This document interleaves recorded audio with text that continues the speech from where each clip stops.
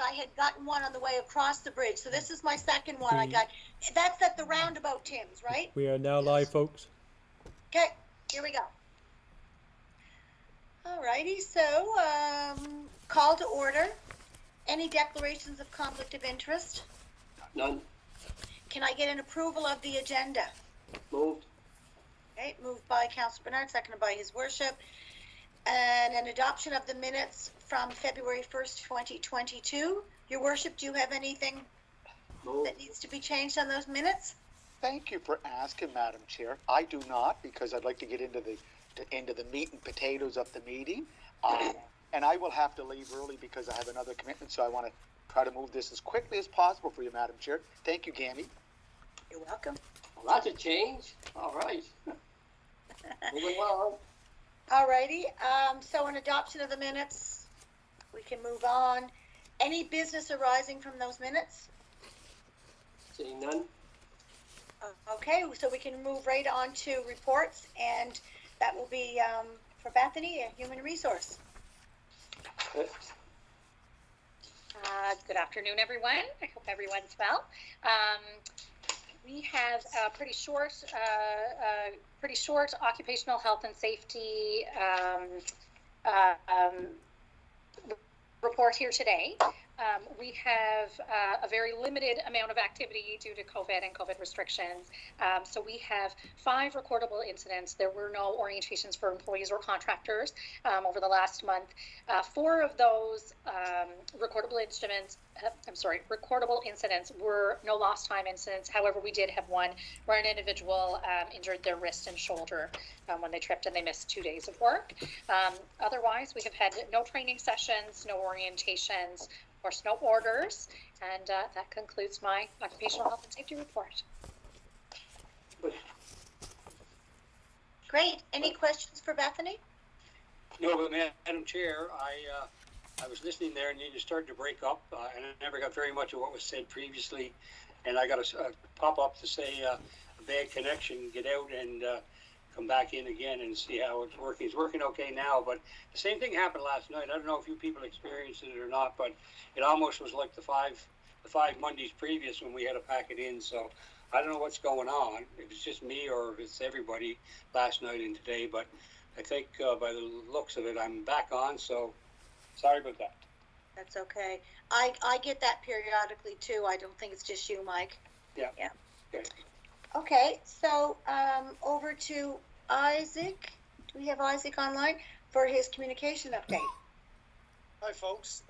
My communications update has been attached. I can go through it line by line if you'd like, just to kind of recap.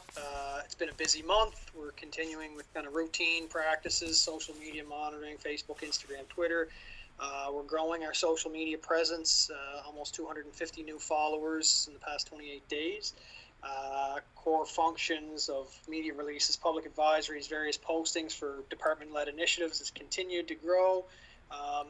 We are doing a bit of a review just on some different software that may become available to us through the budgeting process that would allow communication staff to improve our media monitoring, including more accurately measuring feedback and tone of dialogue as it relates to initiatives of council and departments. Just kind of looking at preliminary numbers and what type of software might be out there that we could make use of. Staff are working to support the finance department's plan for budget 2022-2023 release, including assisting in the coordinating of I have in there a proposed open house that has since changed. We're looking at more of a public meeting for kind of a public information session for priorities for budget 2022-2023. Like I said, it's been a busy month. We are still seeing a large volume of media inquiries. This week, into the end of last week, it certainly quieted down, but prior to that, we were averaging close to 5 inquiries a day, which is, multiple dialogues between communication staff, departments, members of council, the mayor's office, local media. On average, we're closing in around an hour for one full media inquiry, which could include preparation of notes, reviewing the notes with stakeholders or counselors, whoever might be conducting an interview. Some of them wind up for naught. Some of you guys would know. You put in a media request, you go through the process, and the media decides at the end of the day that the topic of interest is no longer relevant or necessary to talk about, but you still have to go through the hoops with them. So it is, it has been a busy couple of months, and that's just given some of the things that are happening around us and around the world. And well, stars align when you have council and COVID and everything else all at the same times or on similar timelines. We do try to attend all interviews if it's possible. Obviously, if things happen off-site or if councillors agree to do interviews at certain locations, it's a little tougher. But even just due to kind of the restrictions, it's been hard to kind of follow that best practice of attending interviews. So it's not always possible. And just a couple of highlights from the last month: organizing formal press conferences with federal and provincial partners in the Simmons Arena, which Councillor Bernard was a big part of there, and I think it went pretty well. And the development and rollout, which passed council last night, the community engagement framework. And we're currently looking at a few other press conferences alongside feds and provincial counterparts. So, any questions? I am happy to address them. Go ahead, Councillor Bernard. Thank you, Isaac. Thank you for that, Isaac. I'm just wondering a couple of things. I guess one thing came to mind is, do we have a date set, by the way, for the budget? Does anybody know we have a date set? Or Isaac, did they give you a deadline for the speech? So I might we- refer maybe to CAO Peter Kelly So on Secretary on we- budget. DCAO. So we are looking Councillor at, Bernard. we are looking at the 30th or the Can't hear me. 31st, we are looking at the Can't 30th or 31st of March. Um, The and I chair's just- there also. I just looked at the first draft yesterday, so they're going to be crunched for time for giving him some time to write a proper speech. But anyway, my question had to do with Isaac, and I don't want to inundate you. I mean, there's lots of misinformation that gets into the Guardian or gets into the media stream. But I'm just wondering, one of the ones that I noticed, and it's probably just getting in the paper late, but there was an article on Saturday's paper that put in for the enterprise fleet management system, talked about that there's going to be fees paid and buying vehicles outside of the United States and so on. Is there any way that you could put a press release together on the agreement we actually have to let people know that this agreement doesn't include the fees that has been said that they do? This agreement doesn't preclude local. This agreement doesn't mean we're buying in the United States. It's going through all those local dealerships as they would when they're purchasing your vehicle. So I'm wondering if you could talk to like the fleet manager or the finance manager and put together a proper PR on the truth and get them to go over it and get it out there. So it's a lot of times there's a lot of misinformation, as you know, and then you have social media and people's opinion on it. And you got Tim Banks, I don't know if it's Tim Banks or not, but you got other people out there saying that we're buying from the U.S. And then none of it's really factual. It's just misinformation on the early onset. And we have an agreement in place. We know what the agreement says. We've done our first order. We know that those orders have gone through local. They'll give you some history of what happened in the past. We put 13 vehicles up on the block last year, and we only had one bidder. And they talk about local. I mean, our vehicles have been going through Summerside, right? So this, in our opinion, has always been better. That was local. Farrell Ford's got 19 of these vehicles that they're going to be servicing for the next 5 years. There's no fees they have to pay on them. So those are things we know now. So I wonder if you could put a press release and run it by them, or get some information from them and for the city of Charlottetown. Yep, I can. I'm sorry, I don't know if I have to wait for the chair to indicate me, but I can certainly. Yeah, I would just comment to thank you, Councillor Bernard, and thank you, Isaac. I do believe that this was referred to staff for review, and I correct me if I'm wrong, but I don't know if these pre-meeting discussions are even I don't know probably enough about whether point of order or whether these are discussions that are correct or not. So I just wanted to put that out there. Is this a discussion we should continue with? I certainly appreciate and recognize that Councillor Bernard and agree with him that a proper PSA should be put out for information. So I just did that before. Yeah. Madam Chair, I can Madam respond Chair, to that. I Madam think, Chair, I think Madam Chair, Madam raising Chair, the point? that Who's raising the point? we have reviewed it. It's been reviewed for over a year. Council has passed it. All I'm saying is we should have the right information out there as opposed to having the wrong information in a news article that a press release should come from the city that it can still be reviewed, but here's what the agreement says. People can still review it. You might as well get the proper information out there. All we're doing is saying, here's what our agreement says.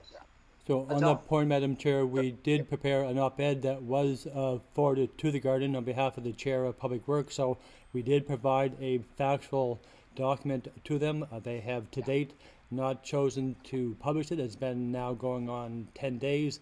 So we can try it again and see where it goes, but we have tried to provide that information for clarity. So I guess, I guess just to finish up, I guess I didn't know that, Peter, but I think if our communication staff could do up a PSA, I think that would make sense to me.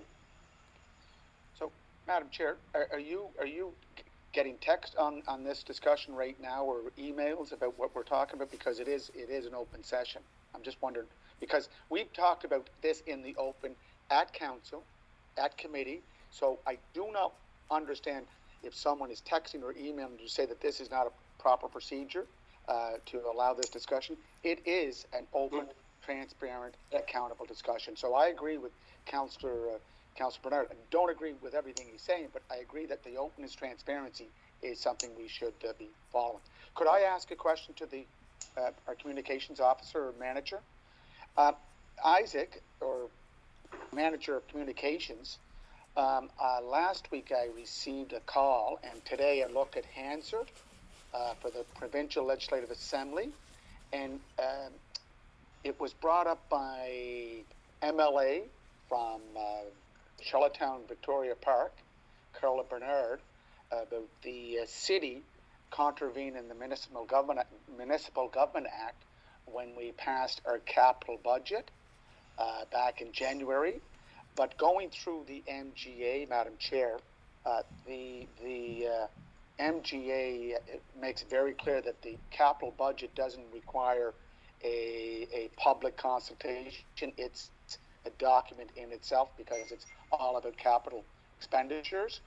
But there is under Section 151, and this follows up to the question that Councillor Bernard was asking.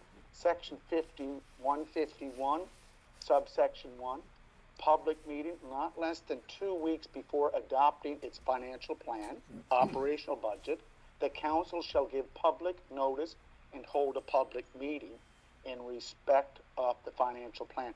Isaac, do you have a date for that public consultation? We are working with planning staff in the office of the CAO to come up with a date and kind of process for a public meeting. It is similar to, I suppose, public meetings that are held by Public Works or planning. This would be something that I think would be likely a finance-specific initiative, and communications is providing support. We are looking at a couple of dates, though nothing has been, I believe, signed off on. There was an email drafted yesterday around providing some suggestions or some options. Nothing has been set in stone to my knowledge, though we will be looking to make a decision likely in the next day or day and a half, at which point a notice would be sent out. So, Madam Chair, again, we have to ensure that we respect the Municipal Government Act. I know that Councillor Duffy continually reminds us about adhering to all parts of that act. So it has been identified. It was brought up at the Legislative Assembly of Prince Edward Island last week. The question was more about the capital budget. This doesn't, Section 151, subsection 1, doesn't apply to the capital budget. So we did everything completely legal on the passage of that budget, which, as you know, is the largest capital budget in the history of the city of Charlottetown. So I think we followed the rules. So again, I think Councillor Bernard has said this before, and I know that the Deputy Mayor is here, who's also the Chair of Finance and Properties. We got a lot of work to do if we plan to present this budget by March 30th or 31st, and we have to adhere to the Act, Section 151, subsection 1, on that public meeting has to be announced 2 weeks in advance, and we have to have it. So that's my first question. I just want to make sure that we adhere to it. I do want to recognize the communication staff, the annual report that went out, and we're doing it mostly on social media. Doug DeMay and his team, along with Carly and Isaac, a great job. It's been well received, and I appreciate the work that they put into it. We're doing a lot more by social media platforms and sending out leaflets to indicate to the public that it's available if you want it by going online. And my last question, this is a question, the last question is my second time to speak, Madam Chair. Again, I just want to get an idea what's our timeline for getting back to public meetings, whether it's council as a whole or committee meetings. Summerside has already opened its doors. Stratford has. Yesterday, Councillor Duffy mentioned that there were over 900 cases of COVID-19 cases reported. That was over a 3-day period. But okay, we are moving on. We have to adapt, pivot. So, Isaac, can you please follow up on that and see where we're going with it? Thank you, Madam Chair. Go ahead, Isaac. I can certainly follow up. Communications I don't think is necessarily the right department to make a decision on when we go back to in-person meetings. That's likely someone else's jurisdiction in senior administration, whether it be the office of the CAO, deputy CAO, or HR. But I'm happy to certainly take it back And on that point, Madam Chair, we are looking at that, and we are trying to get back as quickly as we can. And obviously, the one for the 14th will be for sure in council chambers. Before then, we're trying to ease back in to make sure we have everything in place. So hopefully, we have a further update by the end of the week. And Madam Chair, just quickly, a supplementary point. I know our manager of human resources and communication is a part of this meeting. Manager of human resources communication. Are we fully vaccinated, city staff throughout the corporation? Are we 100%, 99.5%? Do you know what we're at? Hi, Your Worship. So all of our staff are fully vaccinated. Now, that includes all of our volunteer firefighters, all of our council people, and all of our staff members that are currently at work. Certainly, we may find when we switch seasons and we have some of our maybe summer workers come back, we may find that we're in a situation where we need to encourage people to get vaccinated again. And that would be up to council whether they want to keep our mandatory vaccination policy or adjust, given the fact that vax passes are no longer provincially required. Certainly we have looked at vaccination and testing as, kind of layers of protection. And but we could certainly have those discussions in the weeks to come. For the time being, yes. Thank you, Madam Chair. Okay, anything else before we move on to, just looking at my agenda here. I think our next thing on the agenda is a review of the bylaws governed by the Human Resources Committee. You taking that one, Bethany? I sure can. So this would be, I don't know if it's specifically HR or if it's administration or whatever way we want to look at it, but I'm happy to lead the discussion on this. So in your package, you'll see a lovely table that Andrea created for us to list the bylaws, the brief synopsis of the bylaw, the date of adoption or creation, amendment dates if applicable, and a repealed date. So you'll see these are all the bylaws that are listed under the jurisdiction of this committee. And we had received a request from our records management clerk at the city to review these bylaws and determine if any of them needed updating or adjustments in any way. So certainly we can, I think it's kind of a broader discussion, and kind of a lengthy one if we wanted to have a look at each of these different bylaws. We didn't bring all of the bylaws for the sake of this meeting. We just brought this synopsis here, and it would be up to the committee if you'd like to review them. You can see the last adjustment dates are listed there in the third column.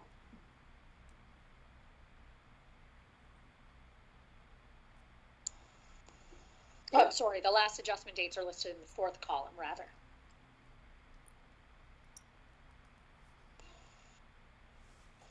Okay. Does So anyone I have would- any questions? Oh, go ahead. Oh, sorry about that, Madam Chair. I would say that for the most part, they're all reasonably up to date. You know, Council Code of Conduct was last adjusted in 2020. Access to information was 2020. Conflict of interest was 2019.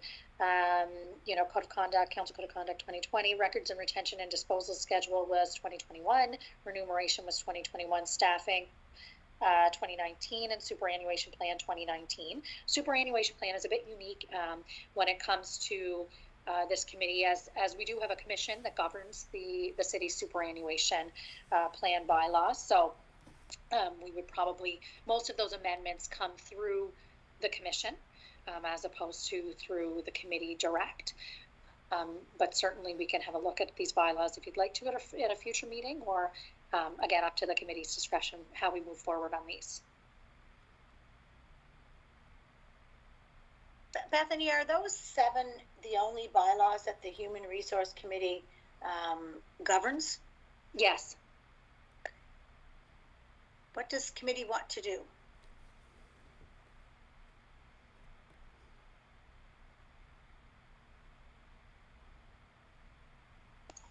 I think this was just an update on this one, if not, just to let us know where we were. I mean, I'm fine with it. They are all updated as Bethany said, so good job. Anybody else before we move on? I don't think there's anything required, is there? They're pretty well up to date. Yeah. Thank you, Bethany. My So, pleasure.